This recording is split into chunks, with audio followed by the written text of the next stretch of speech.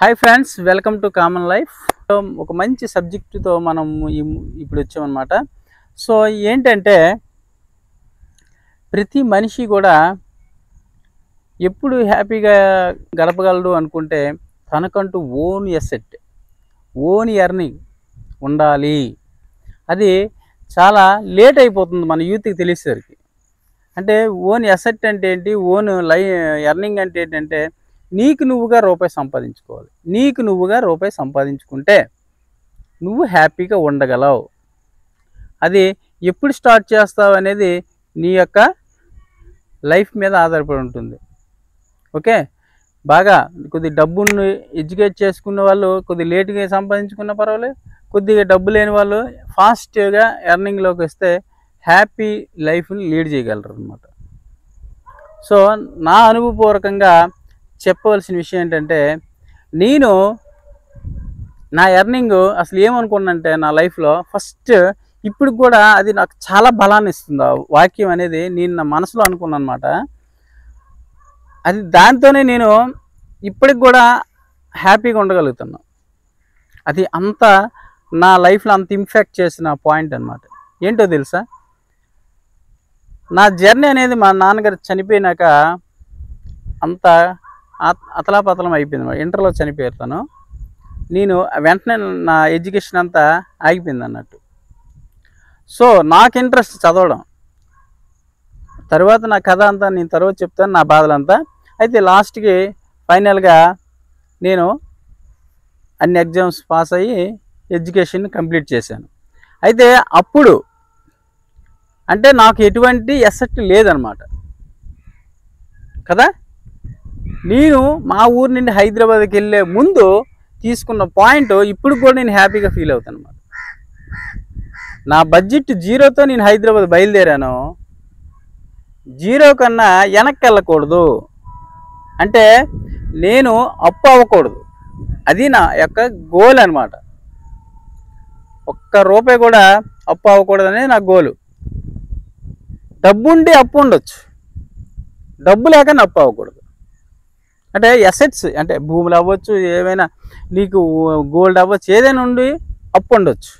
కానీ మొత్తం నీ లైఫ్ని చూస్తే నీ బ్యాలెన్స్, బ్యాంక్ బ్యాలెన్స్ అవ్వచ్చు, నీకు ఆస్తి పాస్తులు అవన్నీ చూసి జీరో. గుర్తుపెట్టుకోండి బాగా, ఇది మీరు ఎవరైనా కానీ పాటించినట్లయితే చాలా హ్యాపీగా ఫీల్ అవుతారు. ఎందుకంటే నేను జీరోతో స్టార్ట్ చేసి కొంత సంపాదించాను. నేను మళ్ళీ కరోనా వచ్చేసరికి మళ్ళీ మైనస్లోకి వెళ్ళాను అనమాట.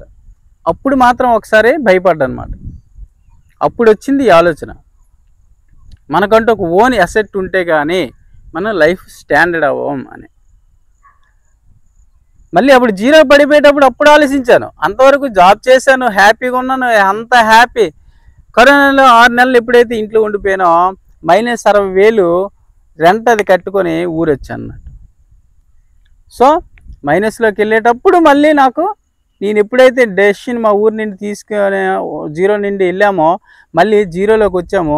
కాబట్టి హైదరాబాద్ను విడిచిపెట్టి ఓన్ అసెట్ లేదా ఓన్ బిజినెస్, ఓన్గా ఏదైనా నీకు చెప్పుకోదగ్గది ఏదైనా పెట్టుకోవాలి, లేకపోతే నీకు ఆ స్కిల్ అనేది సంపాదించి పెట్టాలి అనేది డిసైడ్ అయ్యి అప్పుడు అంటే మీకు ఇదంతా ఎందుకు చెప్తున్నానంటే, మళ్ళీ జీరోకి పడిపోతాం మేము భయపడక్కర్లేదు. మనం సంపాదించి పోయినా కానీ, జీరో అయిపోయినా కానీ జీరో కన్నా వెనక్కి వెళ్ళొద్దు, అంటే అప్పులు పాలవ్వద్దు. రూపాయి లేకపోయినా ప్రాబ్లం లేదు, హ్యాపీగా ఉండగలం. కాబట్టి మన నేటి రోజుల్లో హెల్త్ ఎప్పుడు బాగుండదో తెలియదు. కాబట్టి హెల్త్ కోసం కానీ అన్ని రకాలుగా సంపాదించుకొని నీకంటూ ఒక మంచి అసెట్ను ఉంచుకోండి. ఇంకా చెప్పవలసిన విషయం ఏంటంటే, అసెట్ నీదై ఉండాలి, లేకపోతే నువ్వు జీవించలేవు. ఎందుకంటే ఫ్రీగా ఎక్కడైనా మనీ వచ్చిందా అనుకుందాం, ₹1 కోటి వచ్చింది, నువ్వు హ్యాపీగా ఉండగలవా? హ్యాపీగా నువ్వు సంపాదించుకునే మంచి హ్యాపీగా ఎంజాయ్ చేయగలవా?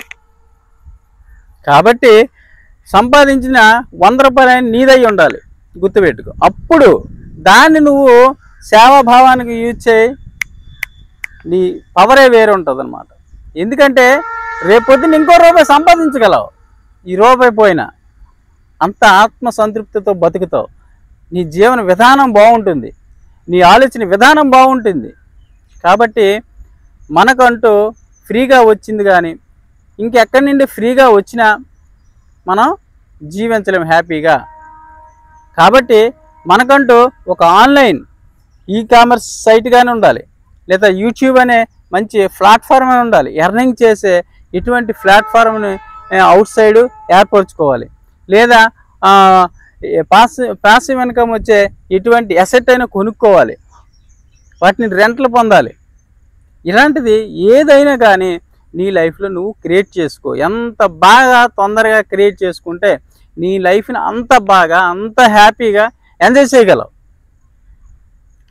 యూత్, మెయిన్ యూత్కి నా సబ్జెక్ట్ చెప్పాలనే ఒక కసితో ఈ ఛానల్ పెట్టాను అన్నమాట.